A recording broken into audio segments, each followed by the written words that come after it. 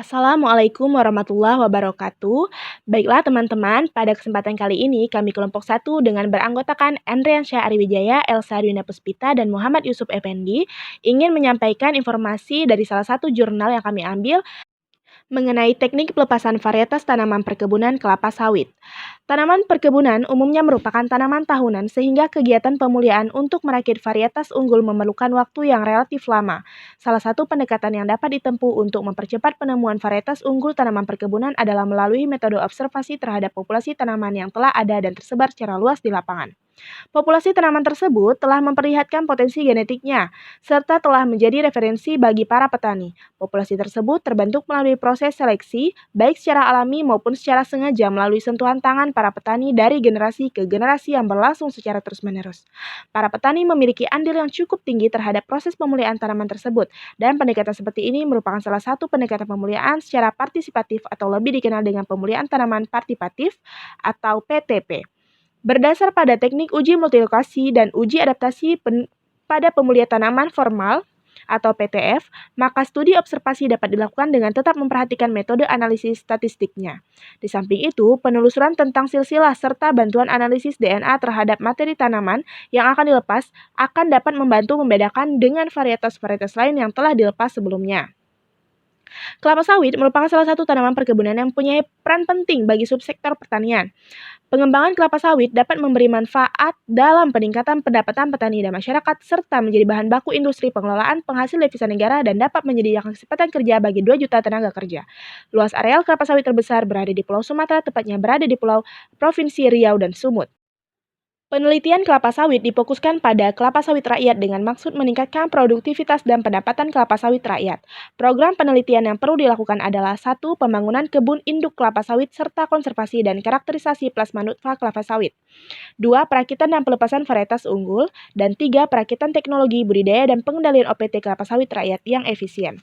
Menurut Peraturan Menteri Pertanian Nomor 37/140/8/2006, proses pelepasan varietas meliputi 1. Pendaftaran rencana pengujian. Pendaftaran pengujian calon varietas diajukan sebelum dilaksanakan pengujian secara tertulis oleh pengusul pelepasan varietas kepada Ketua TP2F Hortikultura dengan melampirkan proposal pengujian berupa hardcard dan soft copy.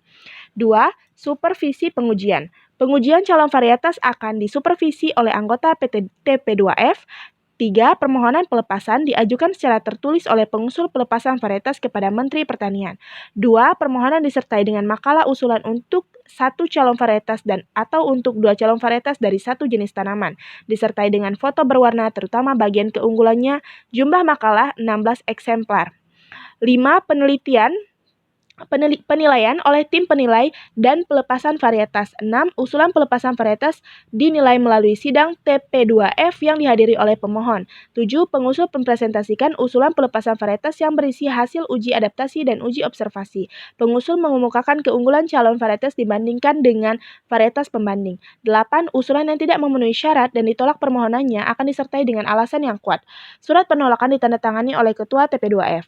9. Varietas yang memenuhi syarat diusulkan oleh Ketua BBN kepada Menteri Pertanian untuk disahkan pelepasannya sebagai varietas baru. 10. Varietas yang disetujui oleh Menteri Pertanian akan dilepaskan dan dituangkan ke dalam putusan Menteri Pertanian.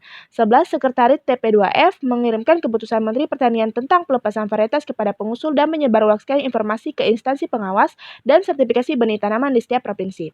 Hasil sidang pelepasan varietas disampaikan kepada Ketua BBN yang diklasifikasikan sebagai berikut. 1. Dievaluasi ulang. Pengusul perlu memperbaiki penulisan, penyajian, pengelolaan data, dan menambahkan kelengkapan data dan informasi untuk selanjutnya apabila telah memenuhi persyaratan, diusulkan kepada Menteri Pertanian untuk dilepas sebagai varietas unggulan. 2. Disidang ulang. Pengusul perlu melakukan perbaikan dalam pengujian dan untuk melengkapi data yang kurang mendukung keunggulannya. Selanjutnya disidangkan kembali. Tidak direkomendasikan untuk dilepaskan sebagai varietas unggul dan tidak dapat diusulkan kembali. Tahapan dan proses pelepasan varietas, tahapan dan waktu yang dibutuhkan dalam proses pelepasan varietas hortikultura adalah sebagai berikut. 1. Memberitahu dari BBN kepada calon pengusul bahwa sidang akan dilakukan 2 bulan sebelum sidang. 2. Usulan pelepasan varietas dari pengusul kepada BBN 1 bulan sebelum sidang. 3. Pemeriksaan administrasi di Sekretariat TP2F BBN sejak 10 hari usulan tiba di Sekretariat. 4. Memperbaiki administrasi usulan oleh pengusul 1 minggu. Sidang pelepasan 1-2 hari. Pengumuman hasil sidang dikirimkan kepada pengusul 7 hari setelah sidang. Perbaikan di pengusul 1 bulan sejak pemberitahuan dari BBN. Pemberitahuan hasil keputusan mentan kepada pengusul 5 hari kerja setelah SK diterima Sekretariat. Dukungan pelaksanaan PFTPP berdasar laporan tahunan Pusat Perlindungan Varietas Tanaman dan Perizinan Pertanian 2020 sebagai berikut. A. Layanan terpadu satu pintu Kementerian Pertanian pada dalam masa pandemi COVID-19 sebagai lembaga pelayanan publik dengan adanya aturan pembatasan sosial berskala besar PSBB oleh pemerintah di berbagai daerah di Indonesia khususnya DKI Jakarta. Maka Pusat TPP merasa perlu untuk menerapkan protokol keamanan dalam bekerja. B. Implementasi ISO 37001 2016 pada pelayanan pusat PFTPP. C. Penilaian mandiri pembangunan zona integritas menuju WBK WBBM. Pelaksanaan reformasi birokrasi salah satunya dilakukan dengan pembangunan zona integritas menuju wilayah bebas dari korupsi dan wilayah birokrasi bersih dan melayani. D. Pengelolaan pelayanan publik. Dalam pelaksanaan pelayanan sebagai penyelenggara pelayanan publik, sudah seharusnya pelaksanaan berdasarkan standar pelayanan. Hal ini sebagai tolak ukur yang dipergunakan sebagai pedoman penyelenggaraan pelayanan. E. Penyebaran informasi. Kegiatan penyebaran informasi dilaksanakan oleh pusat PFTPP dilakukan secara masif melalui media cetak dan online. Penyebaran informasi tersebut dengan mencetak leaflet, majalah info, PFTPP, dan multimedia. Namun seiring perkembangan